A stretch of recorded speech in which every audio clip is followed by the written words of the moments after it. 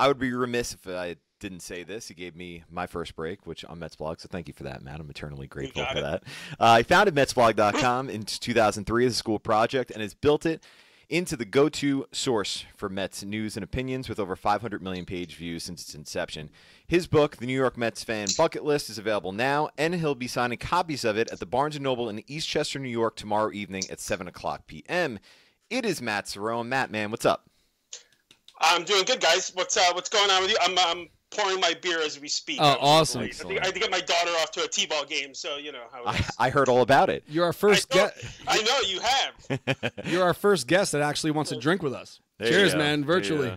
It feels weird drinking with you, not in Port St. Lucie at your favorite establishment. Vine and barley. Although I'm drinking something that they would have there, which is a New England IPA. Super juicy. It's crazy. Yeah, we're not. We're drinking. I'm sure you're not. Matt knows my crappy taste in beer, so whatever. That's okay. All right. Listen, Matt, the book is a great place to start because obviously you have the signing tomorrow. Tell us about the concept of how it came to be and the experience of what it was like collecting these items that should be on every Mets fan's bucket list. I'm thankful that Triumph, which is the publisher, they've been doing these books for every team in pretty much every sport. And they had picked mostly beat writers to author them. My literary agent came to me with the project. I had refused a bunch of these things over the years. And this one made sense because it was like, 800 to 1,000 word little essays, which, obviously being a blogger, like that made total sense. So it was a perfect fit. And they kind of already had the format broken down, things to know, things to read, things to see, places to eat, stuff like that. So, they made it really easy in terms of organizing it. I posted on Twitter one day, like about a year ago, what are some topics? People threw things out at me. I had my own. And then it was an opportunity to get to write about these things. But what I found as I was writing it, it was less about the individual things on the bucket list, so to speak, as it became like this large ridiculousness of all the things that sort of make up being a Mets fan that isn't about what happens on field, which I kind of liked because you read Mets blog, you wrote on Mets blog, Brian, you know how like it's all news and rumor. I mean, today we have 10 news posts about injuries, for Christ's sake. So like, I never get a chance to write about all these other sort of extracurricular stuff that sort of goes on around being a Mets fan, things like the 7 line and going to the game with you guys and all that kind of stuff. So to get a chance to sort of write these nice little essays about it and package it up in this book form, for me, it was awesome. It was a great opportunity. So I did it. Which I want to bring up because I was very honored that you even wanted to put that in there, like sit with the 7 line. Like books don't go away. So like it's kind of be the type thing where like we're in the book, thank you so much for putting us in there. Do you remember the first time you sat with us? I know you've been to a couple tailgate parties, but I know like when you go to a game, a lot of times we have work to do, so you can't really like sit there with us a lot. And you've said multiple times like some aspects of it aren't your thing, which is totally cool because I appreciate that you're honest with that. We don't think that our brand and or style of cheering is for everybody, but it's an honor to be in the book. So do you remember your first time coming to sit with us? Yeah, I mean, I actually wrote a post about it, the experience on Mets blog about hanging out with you guys, and this was sort of an opportunity to get a little bit more in depth. And for me, to answer the question, no, I actually don't remember specifically. I think it was one of the last games of the season. I was there with my dad, which was something we always used to do together before he passed away a year ago. And so that was kind of a cool thing. And he knew a lot of the people in the crew. And so that made it, kind of fun. And I was able to sort of go off and do work stuff while he hung out with you guys, which was terrific because it kept him busy.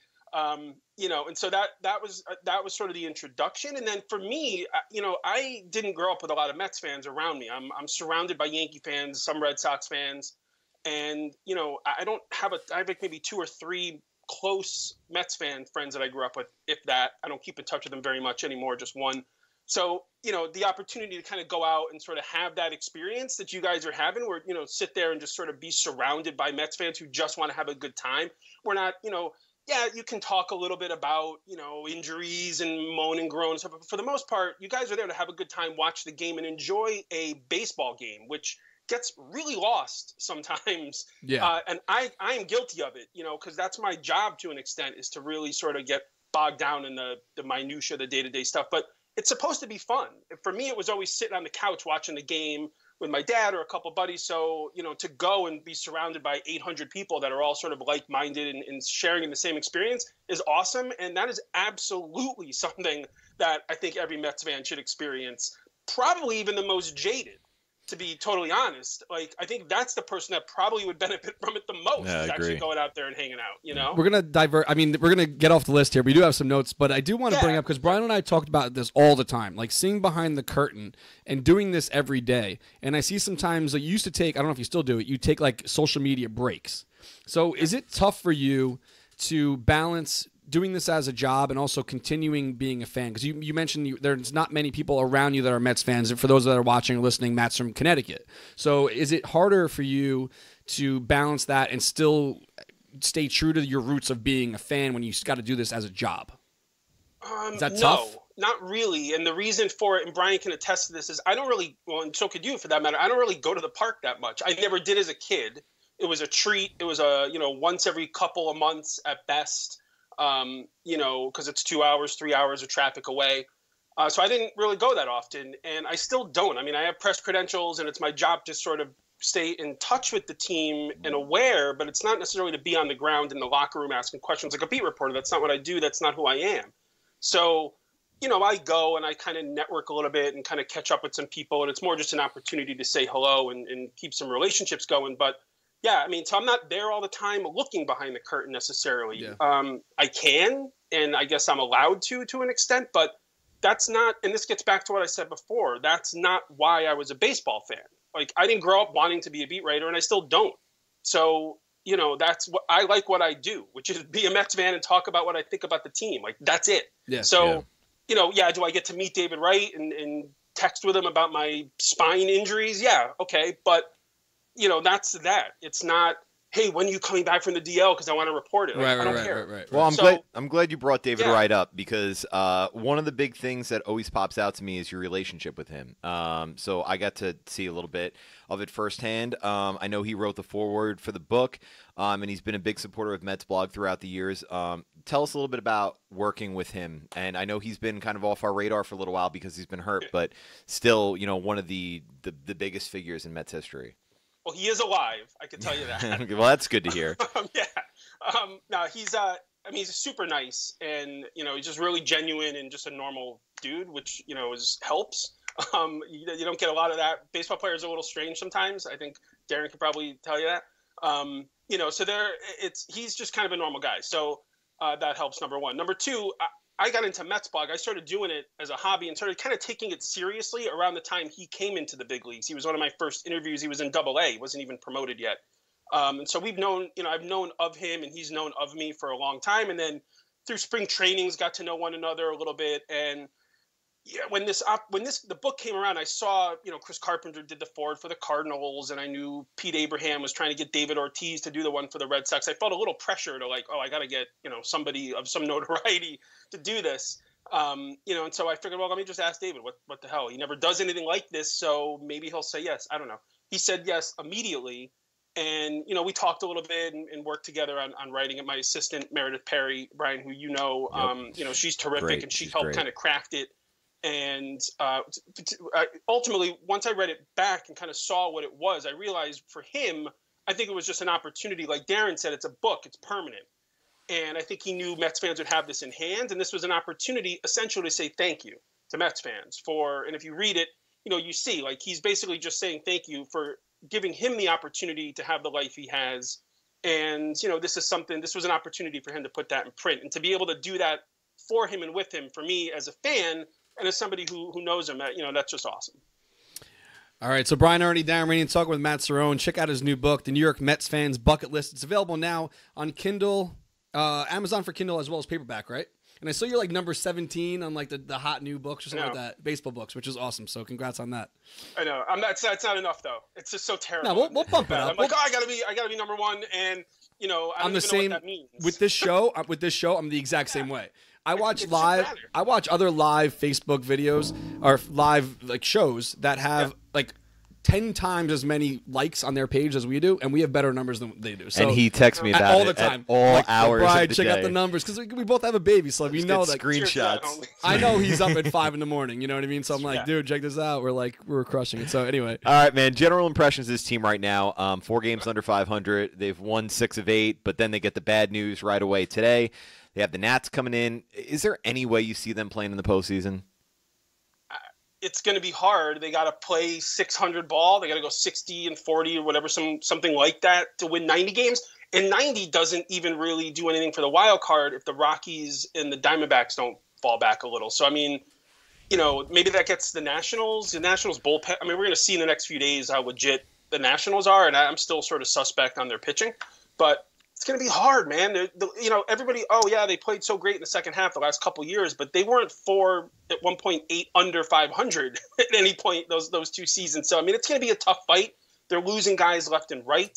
I mean, this 90 minutes today on the 15th of we were writing about injury after I mean, it was ridiculous. There's 10 posts on Mets blog about injuries right now. So it's a lot. It's a lot. Can they do it? Sure. And it'd be awesome if they did. It'd be a great story. I love baseball stories, and that would be amazing. But it's going to be hard. But that might make it all the more fun. So we'll see. So speaking of injuries, a lot of fans are clamoring for Rosario. We saw Walker go down last night, and we thought that he might be the next guy to get called up. So what do you think the reason is that this guy's not up here today? Well, number one, it's getting to the point where... Besides what Sandy told us today. Yeah, I mean, if everybody on the infield was injured tonight, I still don't know that Rosario would get promoted the way Alderson's talking about it. It is ridiculous. I've never really seen anything like it. It's not like they're asking this kid to come up and pitch. He plays both, if not 3 positions they have suffered injuries at, and he's hitting 3 whatever in AAA, and he's a top... it doesn't make sense. So my understanding and talking to just some people out there and trying to listen a little bit around, the team, it sounds to me like they're a little concerned about, one is preparation before games, something to do with his plate discipline, which I don't see when I look at the stats, but that's what they say. He hits a lot of ground balls that get through on the dirt field in Vegas that, in the big leagues, it's probably ground out. So I think that's a little bit of a concern. They want to see him drive the ball a little more. But who cares? What I don't understand is what is the difference? My big thing is the defense. The defense. Yeah, I mean, you have a shortstop. You have 2 shortstops on the roster that are combined negative 20 defensive run saves at shortstop. You get this guy up here, it would be like Lagares in 2014, where his value is just with his glove, even if he does nothing at the plate. It makes zero sense. Terrible. It doesn't make any sense. Terrible. And Sandy's explanation of it makes even less sense because who cares if he goes back to triple? What is the difference? We talked about that prior to this. So I'm not worried about hurting his feelings. If he doesn't have it, send him down. I don't know. Exactly. I don't get it either. All right, Matt. It's before we let you go, the 3 of us are probably the biggest 3 Survivor fans that we all know. Final 3 right here. So that's it. So we know you applied. This is the big question. This is the moneymaker right here. Do I get to be your loved one visit if you make it on the show? Well, my wife's not going. Well, maybe she would. I don't know. I don't think she would. Maybe, Brian. That would be kind of cool. Remember the old days when they used to have the loved ones compete in the challenges with them? That would be great. Dude, that would be awesome. But I'm ready. You can get on the show before me in a heartbeat. Me? Me? Are you kidding? No way. No way. I would have a heart attack on the plane. It's not even there's no point in even sending me out there. At least one of you two at least has a shot. You're riding BMX bikes. Come on. I mean, both of you. Please. I'll think about it. I'm colorblind, asthmatic, had 2 knee surgeries. I mean, give me a break. You could be the Cochran of that season. You still tried out though, which is awesome. Props to you for that. So it was fun. I can't wait till you guys do it though. You both have to try it. You got to do it. I'm gonna send the video, so at least I can prepare and edit it and send it. Maybe they could do Survivor Mets versus Yankees, and we could be all on one tribe, and Yeah, you got to look up Troy Zan's video. Have you seen it? It's the most professional thing ever. Of course, he got picked. Anyway, we're getting off topic here. You do have a book signing tomorrow. I got it on the screen here. Matt Cerrone's book signing tomorrow, East Chester, New York, which I'm not even sure where that is, so Google it. Friday, Google it. Around White Plains. Right around White Plains. Friday, June 16th, which is tomorrow, 7 p.m. Barnes & Noble, 680 White Plains Road. I haven't seen it yet. I've seen excerpts of it online, but I've talked to people who have read it multiple times already. So... Yeah. I think it's a great idea, and thank you so much again for having us be a part of it. I mean, I'm flattered and honored, and I can't wait to get a copy. So good luck to you tomorrow. Don't be nervous. I don't know how book signings go, but neither do I. That's the problem. That was your first one? Yeah, I've Well, never done congratulations. anything. Good luck with it. Dude, I hide in the corner. I'm not, this is tough. I don't know All what right. I'm going to do. We'll get somebody to sign Matt's books for him, apparently. All right, Matt Cerrone, everybody. Matt, thanks for hanging out Wait, with us. before we let thanks, you go, boys. what's your prediction for the weekend? 4 games. What are they going to do over the 4? They're going to split. They're going to, I think they're going to lose these first 2, then win the next 2, and we'll be right where they started. All right. There it is. Later, man. Right in the middle. Bye. Matt Cerrone, don't forget to head out to Barnes & Noble in Eastchester. That's at 680 White Plains Road. Go out, support Matt, check out the book. Get it signed by the man himself. A great friend. Thanks to Matt for hopping on with us.